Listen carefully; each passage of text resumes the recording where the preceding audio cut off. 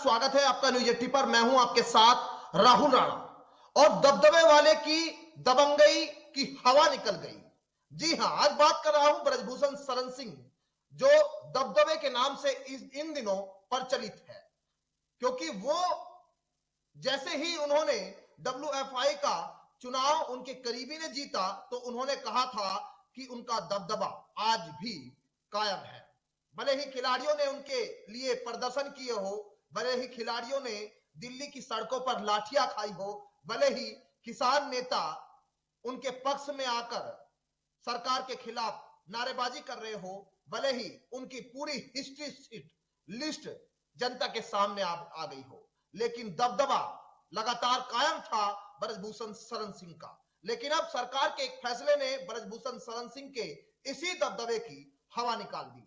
लेकिन इस दबदबे की हवा निकलने के बाद किसान क्या कहते हैं, किसान नेता मेरे साथ इसी पर बातचीत करने के लिए बने हुए हैं। सवित मलिक जी, मैं उनका स्वागत करूंगा अपने इस खास प्रोग्राम में और चर्चा को आगे बढ़ाऊंगा। सवाल मेरा यही है कि अब दबदबे वाले दबंग ब्रजभूषण शरण सिंह कहे तो गलत नहीं होगा, क्योंकि बीजेपी के दबंग सांसद जिनकी दबंगई अब तक तो बरकरार थी, लेकिन अब हवा निकल गई। आपका पहला रिएक्शन। राहुल जी, आपको पता है, हमारे बुजुर्गों ने भी कहा है, हमारे तमाम जो साहित्य है उनमें भी है कि अहंकार जो होता है वो आदमी को नष्ट कर देता है। दबंगई थी, दबंगई रहेगी का पोस्टर पहले ही छप चुका था। जैसे ही नतीजे घोषित हुए वो तुरंत लगा दिया गया और दिल्ली की सड़कों पर ऐसे तमाम पोस्टर लगाए गए। तब सरकार की आंखें खुली।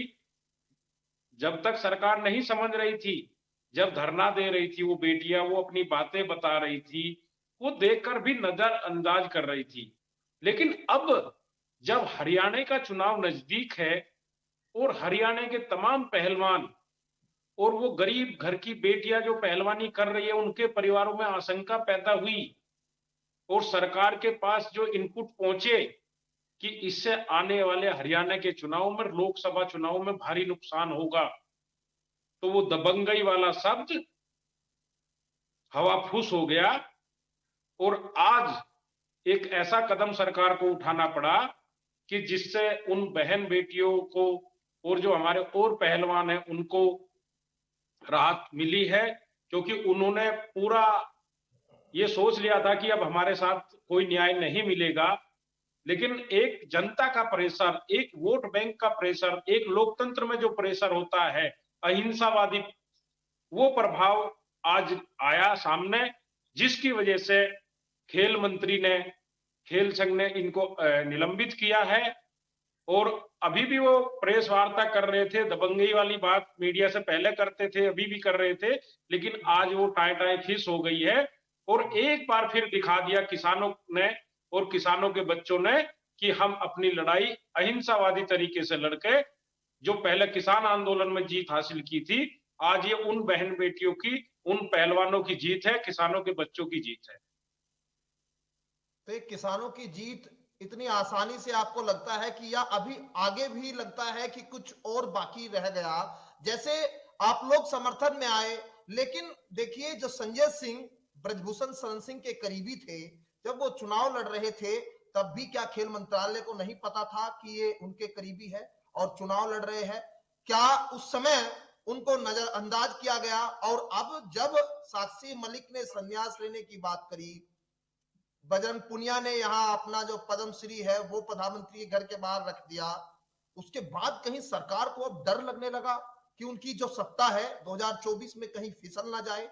जिस जाति का वो जिक्र कर रहे थे, जाट जाति से ये खिलाड़ी यहाँ आते हैं, क्योंकि ब्रजभूषण शरण सिंह ने कहा था कि ये जो खिलाड़ी है वो कुछ जाट जाति के कुछ लोग हैं जो मेरा विरोध कर रहे हैं, बल्कि जनता मेरे साथ है। लेकिन आज जाति की बात इसलिए भी जरूरी करनी पड़ रही है, क्योंकि उपराष्ट्रपति साहब कहते हैं कि मेरी जाति का अपमान, मेरा अपमान मैं सह सकता हूं, लेकिन मेरी जाति का और किसानों का मैं अपमान नहीं सहूंगा। क्या लोकसभा चुनाव से पहले उस जाति के वोट को कहीं डर अब खिसकने का कहीं आपको लगता है? सर, लगने लगा, क्योंकि आप किसान नेता भी है, आप भी उन्हीं उसी जाति से आते हैं। क्या वो मैसेज कहीं जा रहा था, जिसको रोकने की कोशिश अब सरकार ने इस फैसले से की है?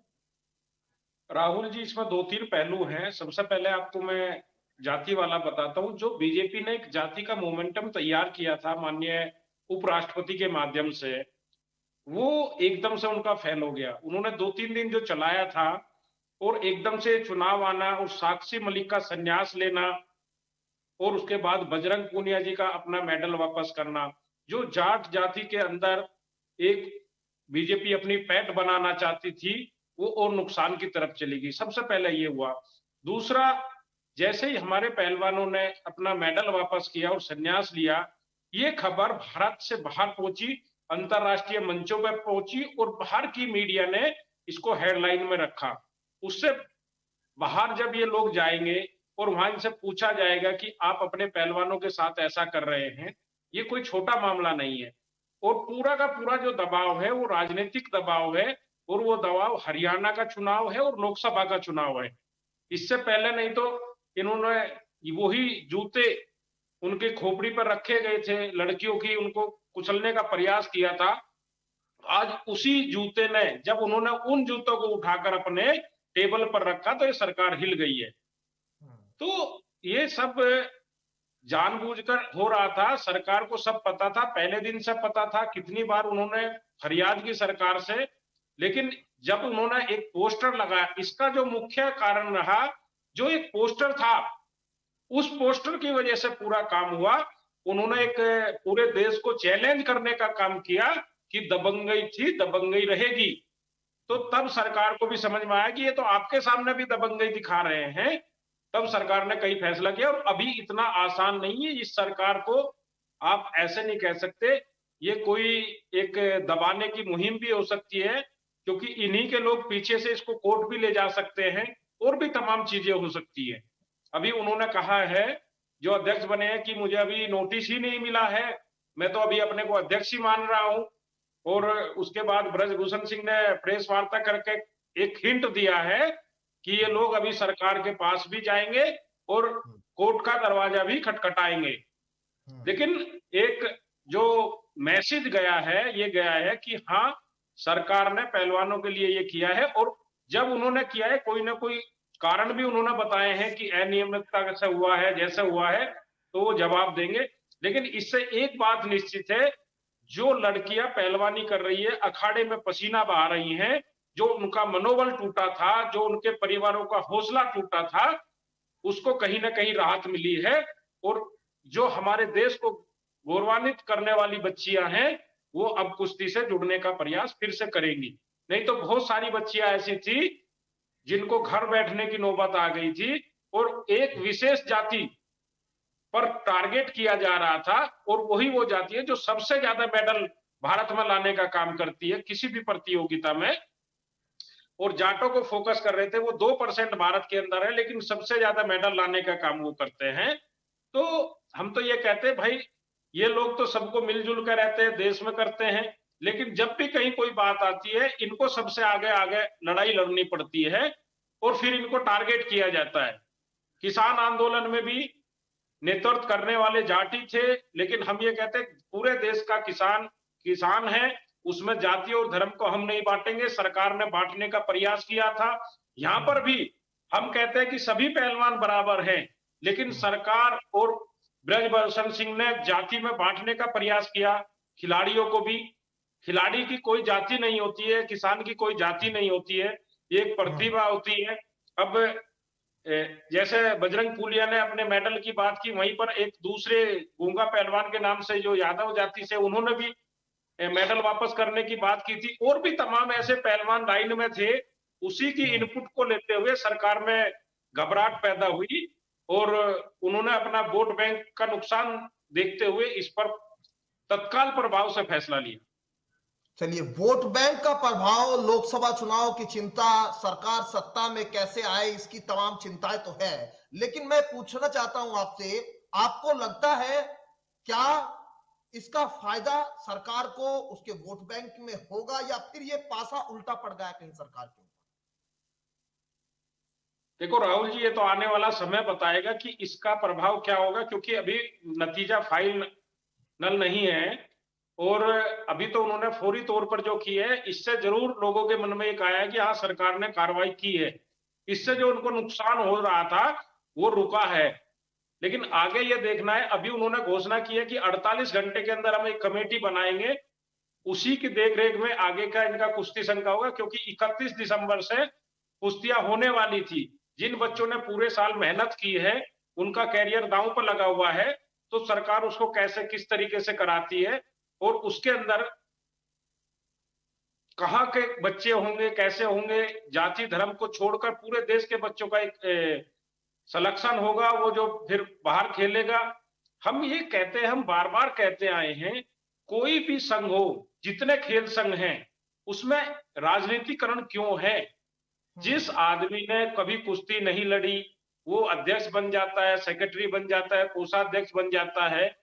क्यों ना सरकार एक ऐसा कानून पास करे, चाहे वो क्रिकेट को लेकर हो, चाहे वो कुश्ती को लेकर हो, चाहे कबड्डी को लेकर हो, चाहे वॉलीबॉल को लेकर हो, कि जो आदमी देश के लिए नहीं खेला है, वो किसी भी पद पर मनोनीत नहीं होगा। जिस आदमी को ये नहीं पता है कि खेल में क्या-क्या होगा, बाहर कैसे होगा, आप उनको राजनीतिकरण का अध्यक्ष बना देते हैं। हमारे केंद्रीय गृह मंत्री के बेटे बीसीसीआई के अध्यक्ष है। क्यों? उसमें जिसने हमको वर्ल्ड कप दिलाया, कपिल देव क्यों उसके अध्यक्ष नहीं है? सौरव गांगुली क्यों अध्यक्ष नहीं है? महेंद्र सिंह धोनी क्यों अध्यक्ष नहीं है?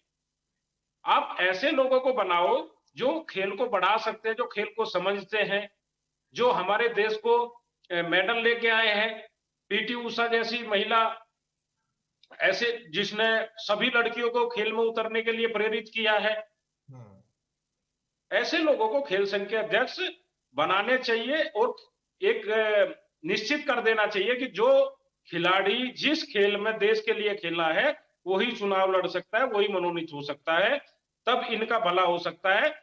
नहीं तो ये राजनीतिकरण करने के बाद में क्षेत्रवाद, वोट बैंक और तमाम चीजों के उसमें अपने राजनीति चमकाने के लिए अपने लोगों को प्रोत्साहित करते रहते हैं, और जो अच्छा खिलाड़ी होता है उसको मौका नहीं मिलता है।